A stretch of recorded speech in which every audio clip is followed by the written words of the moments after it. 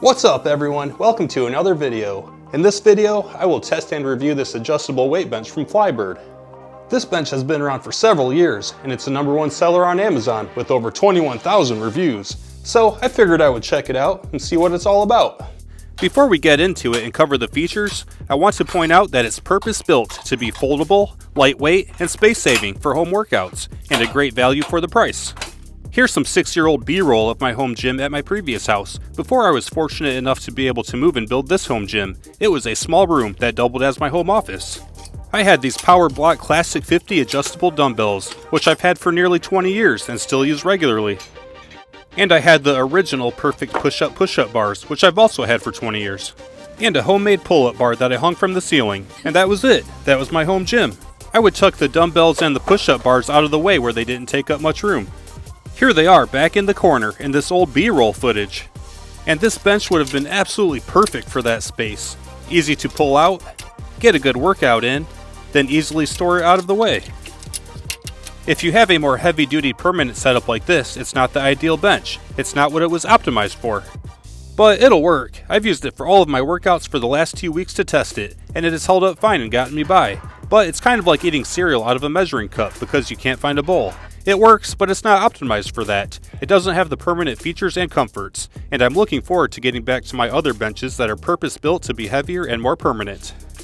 With that made clear, let's check out the features, starting out with the adjustability. It has a decline, a flat, 1 incline, 2 inclines, 3 inclines, 4 inclines, 5 inclines, and 90 degrees. And the seat has a decline, a flat, incline, incline, and incline.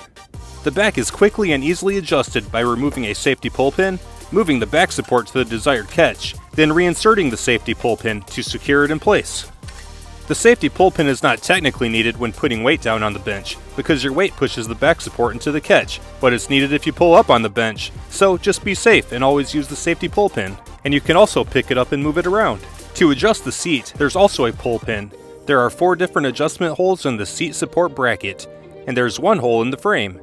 The pull pin is not needed for the decline position, it just sits on the frame, but you need to align the desired holes and insert the pull pin for the other seat positions. And the pull pin can be inserted in either side, which is nice for flexibility. And next is the foot support with foam pads, which attaches down here. The foot support has a plastic hand knob with a threaded stud, and the frame has 3 different hole positions. Insert the foot support through the desired hole, and screw on the hand knob to secure it. And another feature is leveling. If it's on an uneven floor, all 4 feet have a built-in leveling knob. When rotated, it extends or retracts the foot pad. Rotate the knobs as needed to dial it in, so it's stable with all 4 feet on the ground. And since we're looking at the feet, the rear foot tube has 2 tabs with holes in them. These are for attaching resistance bands. If you have resistance bands, you can use them while laying or sitting on the bench for a variety of different workouts. And the last feature is folding it for storage. Remove the seat pin and lower it all the way down. Then remove the back pad pin and lower it all the way down. Here's what we're looking at, and there's 1 more pin that holds the pivoting frame in the unfolded position, and a strap for carrying and hanging it when it's folded. Pull the last pin and use the strap to lift it up. It only weighs 23.5 pounds, so it's easy to move around, and it's pretty small and doesn't take up much room when it's folded. Or you could use the strap and hang it up on a hook. It's super easy to fold and move around. And unfolding it for use is also fast and easy. Just set it down and install the frame pivot pull pin.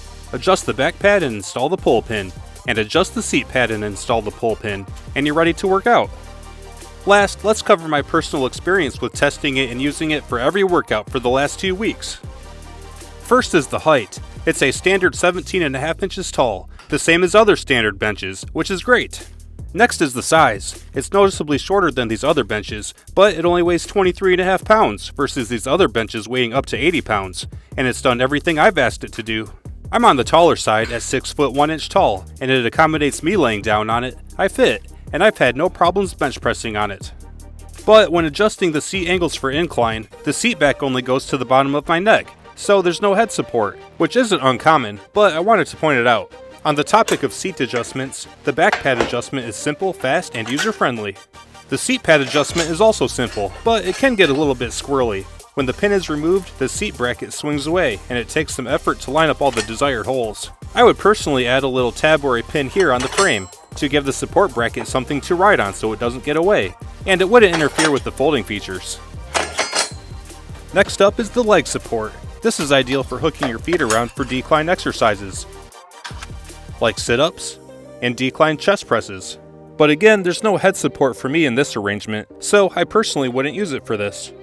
Sit-ups are okay, but the seat pad is a little narrow to support my legs, and the edge of the seat pad digs into the back of my knees, so I would lay a towel or something over the edge of the seat pad.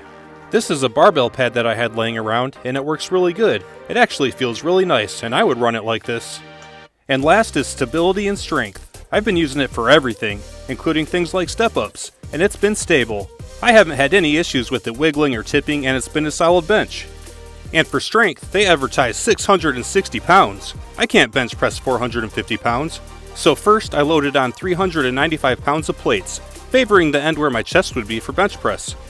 I'm currently weighing in at 205 pounds, and I brought 60 pounds of dumbbells with me, totaling 660 pounds, plus more because I'm wearing steel-toed shoes for safety. And I probably should have worn a helmet too. And I'm officially lifting weights on this bench, loaded with over 660 pounds. So, there you go. The bench held up fine. The only thing I was worried about was the weight plate slipping. And that gets us through it. If you have a smaller space, or if a folding adjustable bench is your preference, this is an excellent choice, and you can't go wrong. If you're looking for a more permanent bench for a home gym setup more like this doesn't have the comfort and features of a commercial bench. But if you're in this price point, it will get the job done, and it'll provide some quality workouts. So that wraps this up. As always, I hope you found it helpful. Subscribe for more how-to and review videos. Have a great day, and I'll see you in the next video.